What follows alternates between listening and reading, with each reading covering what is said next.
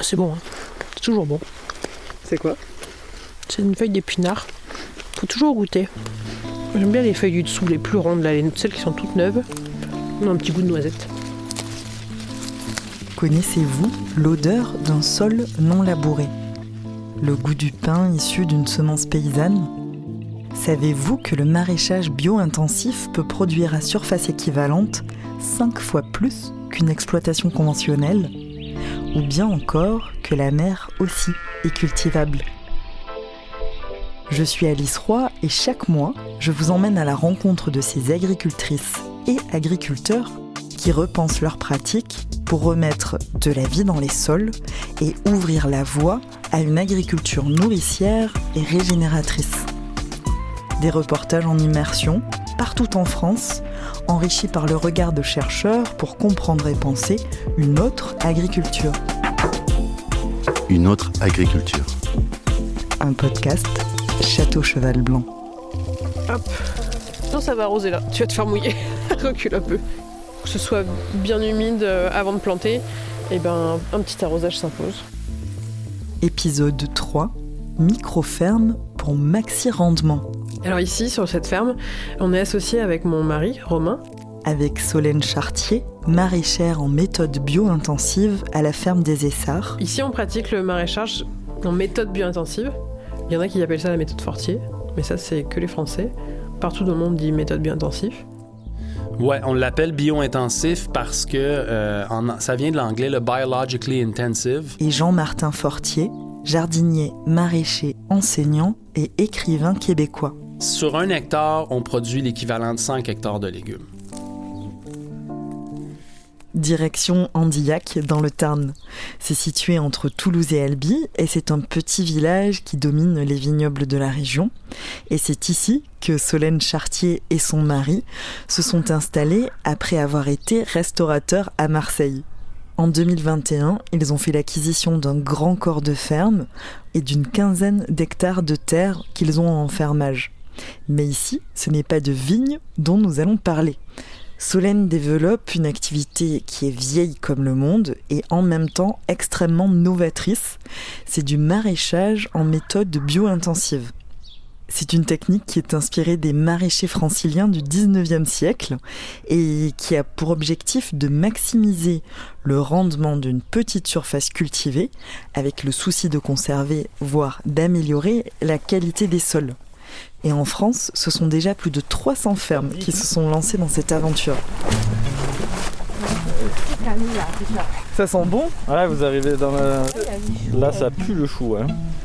C'est vrai que là, on sent le chou. Mais là, on sentait les carottes. Ouais. Et celles-là, elles sentent plus fortes que... C'est une variété de carottes qui a une odeur beaucoup plus puissante que les carottes oranges qu'on a l'habitude de voir. Ça a un goût beaucoup plus fort. Il est 9h du matin, on est en plein mois de janvier, il fait très froid. Solène, accompagnée de ses 2 employés, Amélie et Gaëlle, est déjà occupée dans une parcelle à la récolte du jour. On est dans le Tarn, on n'est pas très loin de Gaillac. Il y a la ferme, donc la maison d'habitation, puis les bâtiments agricoles. Autour de ça, il y a à peu près 5 hectares cultivables. En fait, on est entouré de vignes. C'est un terroir de vignes. Nous, quand on est arrivé ici, on nous a dit bon, les légumes, j'y crois pas, quoi. Parce qu'on est sur des terres argilo-calcaires qui s'y prêtent vraiment bien à la vigne. Là, on est vraiment au cœur de l'espace maraîchage. C'est-à-dire qu'autour de nous, il y a des serres. On a 1, 2, 3, 4, 5 serres qui ont toutes 6 avec la pépinière. On a aussi des champs. Donc, il y a des parcelles, ce qu'on appelle des jardins. Devant moi, j'ai l'ail, donc c'est assez vallonné. On est à 400 mètres d'altitude là. Parce que c'est rien, mais on est à 400 mètres d'altitude. Ça nous fait, on a quand même 2 degrés de moins qu'à Gaillac. Et ça compte pour les légumes. Cette méthode du bio-intensif, Jean-Martin Fortier, lui-même maraîcher depuis plus de 20 ans à Saint-Armand, dans les cantons de l'Est québécois, l'a théorisé. Moi, à la base, je suis maraîcher bio. Donc, je fais des légumes bio sur une petite surface maraîchère cultivée de façon très, très carrée au Québec. Les gens me connaissent ici parce que j'ai écrit le livre « Le jardinier maraîcher » qui explique aux gens une démarche, la mienne, sur comment bien produire des légumes sur une petite surface maraîchère et la rentabiliser. Puis moi, j'ai fait sur ma propre ferme 12 belles saisons de maraîchage avant d'ouvrir une ferme école. Une ferme qui s'appelle la ferme des 4 temps, où je forme des maraîchers bon an, mal an sur les techniques et les méthodes que j'ai développées. Tu sais, quand les gens parlent de la méthode Fortier, ce que moi j'enseigne, c'est des techniques de maraîchage sur petite surface. Donc, comment bien produire une grande quantité de légumes, de beaucoup de légumes différents sur une petite surface cultivée, en utilisant des outils manuels, en utilisant un calendrier cultural très, très précis, et je dirais également avec différentes méthodes de gestion, avec du management positif, par exemple, toutes les techniques puis les méthodes qui font en sorte qu'on réussit à économiser du temps. Puis ça, c'est pas quelque chose qui est le fruit du hasard. C'est les expériences, c'est d'avoir mis ensemble des pratiques, des techniques, une méthodologie qui fait que ça fonctionne. Puis c'est ce que moi, j'ai enseigné à plein de maraîchers qui, après, se sont lancés en maraîchage, qui ont réussi leur projet. Ça sent la carotte. Ah, mais même celle du champ, c'est les meilleures. Quand tu les as juste brossées. Salut! Salut, John. Tu ramènes un café. Amélie. Hey, il est quelle heure? Bah, c'est l'heure de la pause là. Peut-être ramasser ce que vous avez mis en tas et on va faire la pause. On récolte les carottes là pour la fin de la semaine. Pour la map aussi. Scratch. On est dans la cour, au soleil, devant la station de lavage où on lave les légumes. Là, on prend une pause parce que on aime bien ça. Parce que C'est une nécessité. Non, on prend une pause tous les matins vers 10h30, 11h, histoire de se caféiner pour certains, de manger un petit bout, de faire le point sur qu'est-ce qu'on fait après, et puis revenir au travail en pleine forme, histoire que ça avance, quoi. Après les carottes, on va se les ramener, on va les ranger. Et j'aurais bien aimé qu'on cherche un paillage pour planter le persil. Il y a des planches qui sont prêtes dans la serre 1. Du 4 ans. C'est du 3 ans. 3 ans? Ouais. Ok. Enfin, d'habitude, je fais du 4 ans. Mais Là, parce bon. que je fais moitié persil, moitié coriandre. Ouais. Et là, j'ai pas semé de coriandre. Donc, Ok. Dans les trucs à faire aussi, moi, je voudrais qu'on commence à préparer des plaques alvéolées. Parce que là, il faut redémarrer les semis. Il y aura du fenouil, il y aura des épinards, il y aura de la salade, il y aura du mesclun, il y aura de l'oignon nouveau. Donc il y aura pas mal de taf en semis. Je fais mes listes et puis après je répartis en fonction de la météo, en fonction de qu'est-ce qu'on a comme travaux de récolte pour les différentes commercialisations qu'on a et en fonction du moral et de l'énergie des équipes. C'est pas parce qu'on est sur une petite surface qu'on n'est pas productif, donc il y a beaucoup de rendement par mètre carré. Une des clés de la méthode de travail, c'est de revoir les espacements de culture. Donc, entre les pommes de salade, il y a une distance, puis souvent la distance est déterminée par les outils de sarclage. En maraîchage mécanisé, c'est le tracteur, c'est l'outil de sarclage qui va venir, si tu veux, un peu déterminer l'espacement entre les légumes. Mais nous, vu qu'on n'a pas de tracteur, on resserre les rangs beaucoup. Les espacements sont très, très serrés. Puis si on fait en sorte d'avoir une bonne biologie puis une bonne profondeur de sol, les racines peuvent vraiment descendre en profondeur. Donc, le légume est très, très serré, mais peut donner une belle qualité. Donc ça fait en sorte qu'on a plus de rendement par mètre carré et on a des calendriers culturels qui font en sorte que quand la laitue elle est récoltée, paf, il y a un autre semis qui est transplanté le jour même, qui a déjà été parti peut-être 30-40 jours dans une pépinière, a priori, qui vient prendre le relais. Et peut-être qu'on va semer des carottes en même moment qu'on fait le transplant. On va faire un transplant de haricots, par exemple. Puis là, on va gagner des jours. L'idée, c'est d'avoir des successions qu'on appelle. Donc, sur une même planche de culture, d'avoir plusieurs récoltes dans une même année. Donc, c'est un peu les techniques qui font en sorte qu'on réussit à produire beaucoup sans avoir une grande surface à travailler. Pour choisir les plantations, il y a plusieurs paramètres à prendre en compte. Ça va être l'optimisation de l'espace, la diversification des légumes, mais aussi une rotation des cultures qui consiste à alterner les types de cultures d'une saison à l'autre pour minimiser les problèmes de ravageurs et de maladies, mais aussi pour empêcher l'appauvrissement des nutriments dans la terre qui sont spécifiques à une seule et même culture. Alors les jardins et les planches, on les prévoit en début d'année. Souvent, il y a plein de gens qui le font au mois de décembre. Moi, je suis toujours un peu à la bourre à ces moments-là. Je ne l'ai pas tout à fait fini, mais ce qu'on appelle un plan de culture. Le plan de culture, il va définir qu'est-ce qu'on met en culture cette année. Et ce plan de culture, il sert à se dire, OK, qu'est-ce qu'on met dans les jardins ? Et après, où est-ce qu'on met quoi ? On va le décider par rapport, ça fait partie des grands principes de l'agriculture biologique, de la rotation. La rotation, c'est-à-dire qu'on ne va pas pouvoir mettre toujours les tomates au même endroit, on ne va pas pouvoir mettre toujours les radis au même endroit, on ne va pas pouvoir toujours mettre les haricots au même endroit. Le but, c'est que les cultures s'enchaînent et que ce ne soit jamais les mêmes familles de légumes au même endroit, parce qu'on veut favoriser les différents types de racines. Les racines, une fois que la culture elle est partie, la racine elle y reste. Donc toute la vie du sol, elle va en profiter. Mais donc le but c'est d'avoir plein de racines différentes. Et ensuite, les rotations dans le principe de l'agriculture biologique, c'est de casser le cycle des ravageurs.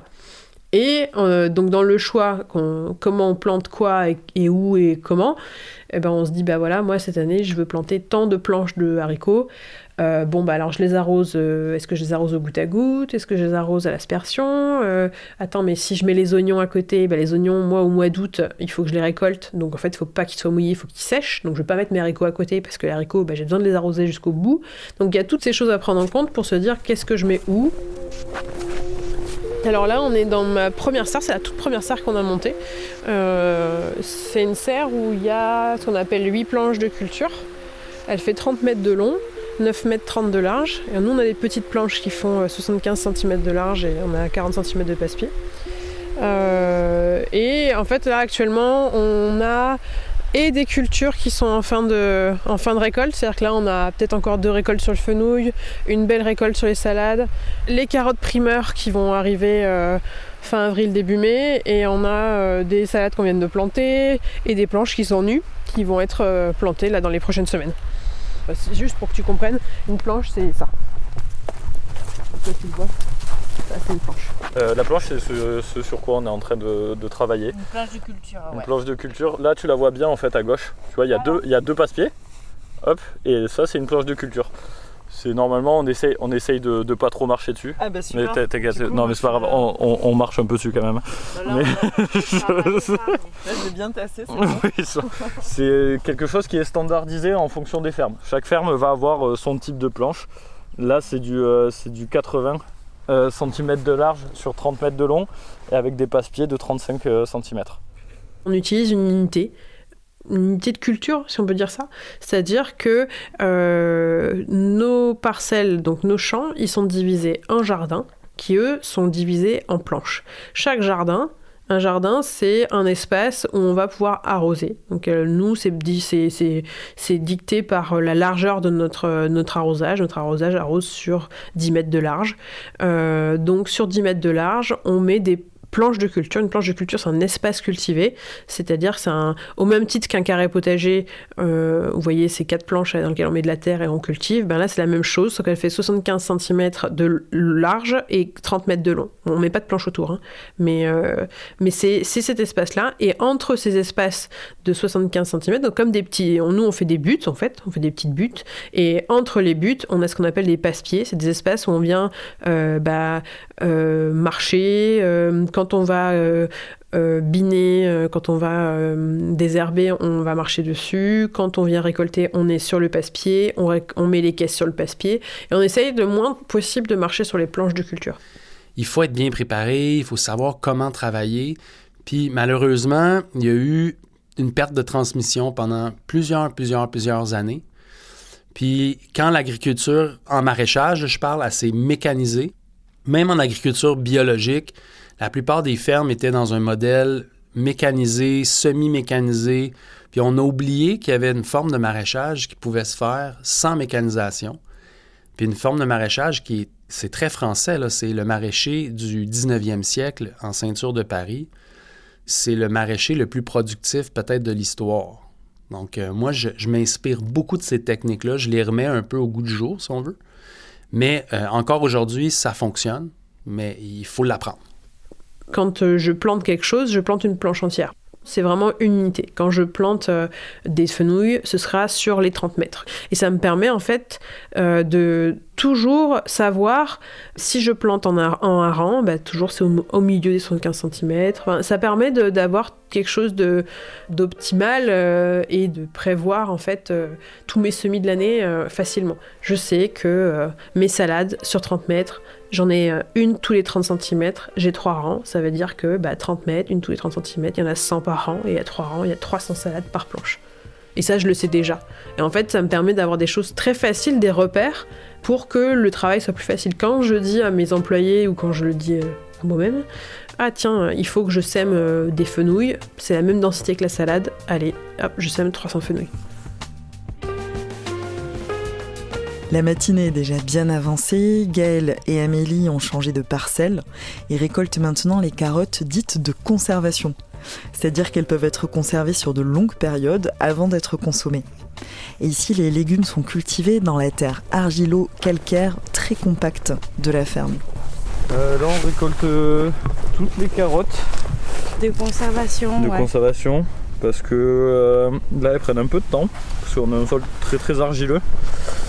Du coup, ça colle pas mal. Et en fait, les oranges comme ça, en fait, quand tu tires dessus, tu vois, ça vient pas. Ah ouais. C'est le collet, il est trop fragile, ce qui fait qu'on doit les sortir à la bêche et que ça prend du temps à récolter. Et encore, ça va mieux. Ouais. Il y a des vers de terre. Ouais, ici on est sur une parcelle où c'est une des parcelles où il y a le plus de vers de terre, je crois. Enfin, quoi que un peu partout maintenant. Hein. Ouais, ça commence, ouais. C'est dû à quoi les vers de terre ? C'est la vie du sol qui reprend. Ouais, c'est dû aussi à un travail du sol un peu raisonné et vraiment en surface, ce qui fait qu'on ne détruit pas trop leur milieu. Et après, Solène, elle apporte beaucoup de matière organique, que ce soit le compost de déchets verts, c'est ce que tu peux voir qui est en surface, là, qui n'est pas encore tout à fait décomposé. Tout ça. Ou l'engrais vert. Ou les engrais verts comme tu as à côté. Ouais. Ah non, les engrais verts, en fait, là, tu vois ce que tu vois qui pousse à côté ? Pas de l'herbe. C'est pas de l'herbe, c'est ce qu'on appelle des engrais verts. C'est un mélange il y a de la févrole, il y a de la vesse, il y a de l'avoine, il y a du triticale. Et en fait, ça va être soit des végétaux qui vont faire de la masse végétale ligneuse, c'est-à-dire ça va apporter de la matière organique à ton sol. Ok. Voilà. Qui ensuite on va faucher, ça va se décomposer. Et après, tu vas avoir d'autres plantes comme la févrole, qui est de la même famille que les fèves, que les haricots, tout ça, et qui sont des fixateurs d'azote naturels. En fait, ils captent l'azote de l'air pour pousser, et ensuite ils le restituent au sol. Donc voilà, ça amène du coup de la fertilité dans ton sol. En quoi c'est important d'amener du compost, du terreau, des engrais verts et quelle est la différence entre tous ces éléments ? C'est très important parce que dans le fond, nous, comme je le répète, sur la micro-ferme, on va avoir beaucoup de rendement par mètre carré. Donc ça veut dire qu'on exporte beaucoup de légumes, si on veut. Là, Fait que là, il faut importer. La matière organique, c'est ça qui fait en sorte qu'un sol est vivant, qu'un ver de terre va être capable d'avoir la nourriture qu'il a besoin pour digérer, puis créer toute la fumure, tout le compost naturel qu'on a de besoin. Donc, de rajouter de la matière organique, c'est important. Ça peut être du compost, qui est déjà travaillé. Ça peut être du fumier. Ça peut être du bois raméal fragmenté, du BRF. C'est un peu des copeaux de bois qui ont été broyés au bon moment de l'année avec la bonne essence. Ça peut être de la feuille morte. Ça peut être un terreau. Ça peut être... Nous, on travaille beaucoup avec des semis qu'on transplante au jardin. Donc, toutes les mottes, finalement, c'est la matière organique qu'on rajoute dans le sol. Donc, c'est important d'avoir un approvisionnement constant pour garder le sol bien nourri, si on veut. Puis nous, on va également suivre et recommander des plans de fertilisation. Donc, on veut nourrir le sol, mais on veut aussi nourrir la plante. Dépendamment du légume qui est cultivé, on va avoir un fertilisant d'appoint, un fertilisant organique, biologique, que ce soit farine de sang ou fumier de volaille ou ou d'autres qui vont venir juste activer le légume au bon moment pour que lui puisse développer son feuillage et après d'aller avec ses racines chercher dans le sol ce qu'il a de besoin. Donc, tu sais, il y a vraiment une technicité derrière ça. Puis on réinvente pas le propos. Là. On a des bons plans de fertilité, puis on travaille avec des sols vivants. C'est un peu la clé pour réussir. Ouais. Après, il faut réussir à l'intégrer dans son plan de culture et ça reste... c'est un investissement parce que les graines, faut toujours les acheter. Hein. Ouais. Mais après, c'est quelque chose qui est nécessaire, surtout quand on part d'un sol comme Solène avait ici, qui est très argileux. C'était des terres, c'était des vignes. Hein. C'était des vignes avant, du coup, des terres qui étaient assez appauvries. Et voilà, et petit à petit, elle remet de la matière organique, il y a la vie qui reprend. Ça a plutôt bien repris d'ailleurs. C'était un peu un si peu de temps finalement. C'est à nous. L'autre.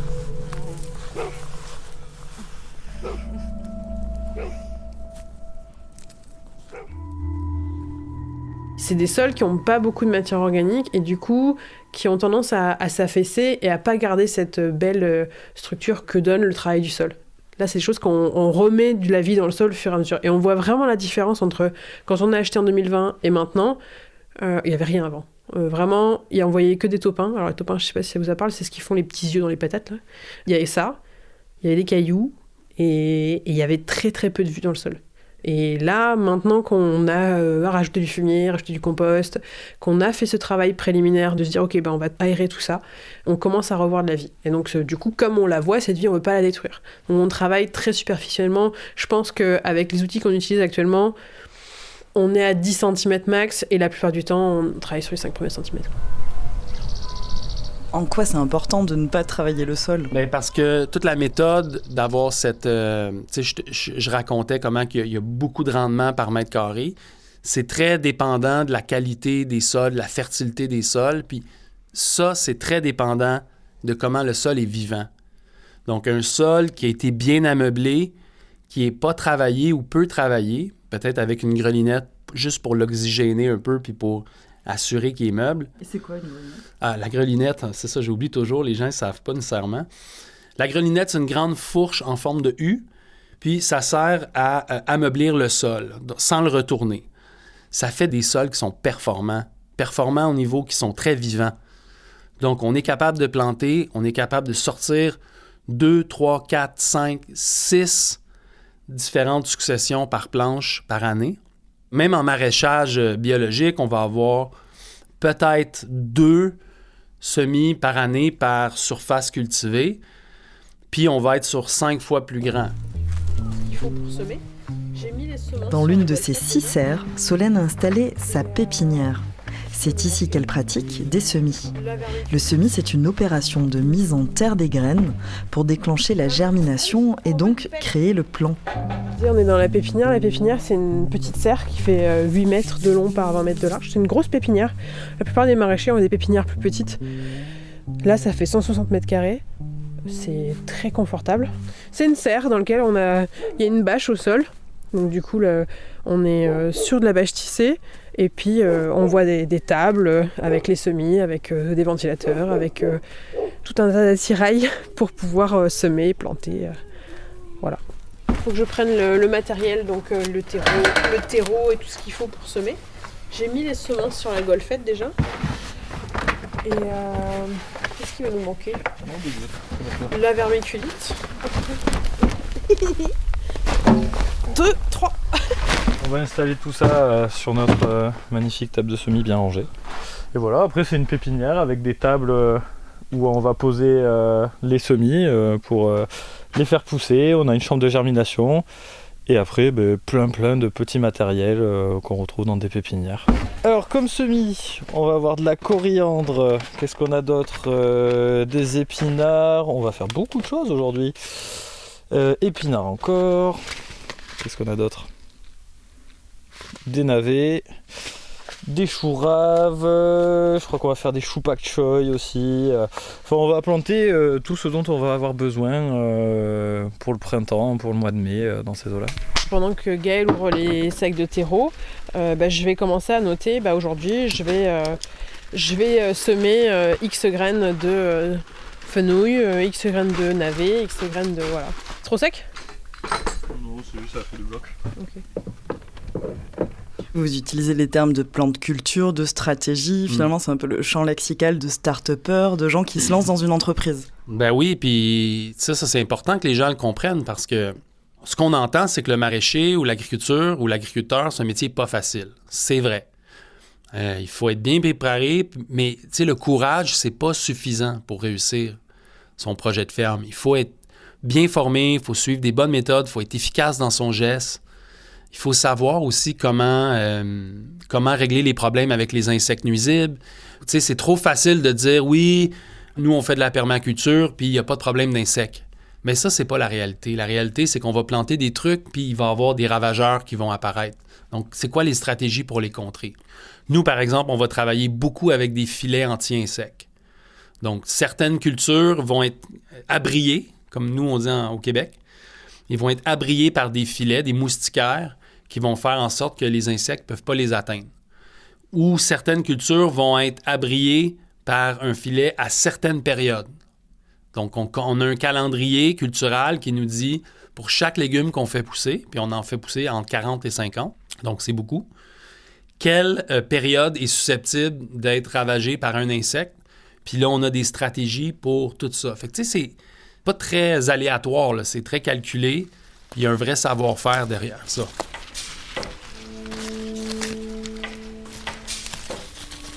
Là, je récolte pour un voisin qui m'a demandé des légumes. C'est bon, hein. C'est toujours bon. C'est quoi ? C'est une feuille d'épinard. Faut toujours goûter. Bon, quand c'est plein de terre, c'est chiant à goûter. Mais comme les épinards restent assez propres, on se fait toujours un petit plaisir. J'aime bien les feuilles du dessous, les plus rondes, là, celles qui sont toutes neuves. On a un petit goût de noisette.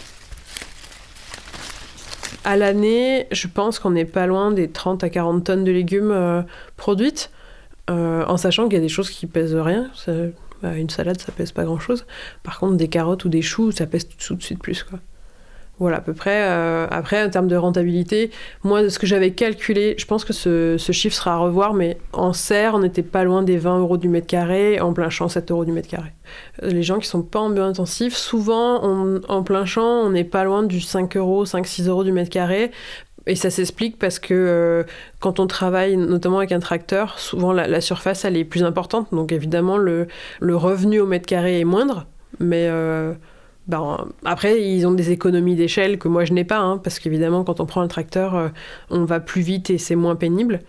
Et après c'est aussi parce que j'ai des cultures, tout dépend en fait de la gamme de légumes qu'on fait, parce que du gingembre vendu à 25 € le kilo, c'est sûr que c'est des cultures qui sont très rentables, rentables. Oui, qui sont très rémunératrices du moins. Le fait de ne pas avoir de mécanisation, ou très peu, ça réduit les investissements.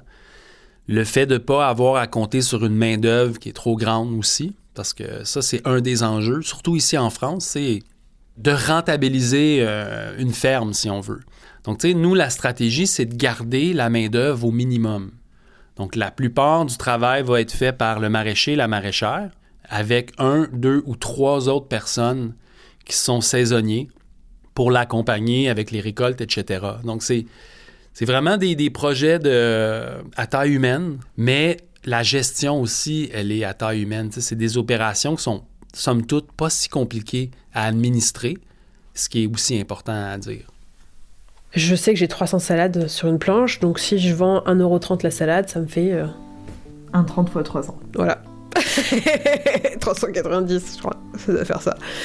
390 €. Donc en fait, quand je plante pas ou quand je considère que j'ai pas le temps ou que je suis dans le jus, je considère toujours le coût en me disant qu'est-ce que ça me coûte de pas le planter, et à la fois qu'est-ce que ça me coûte de le planter.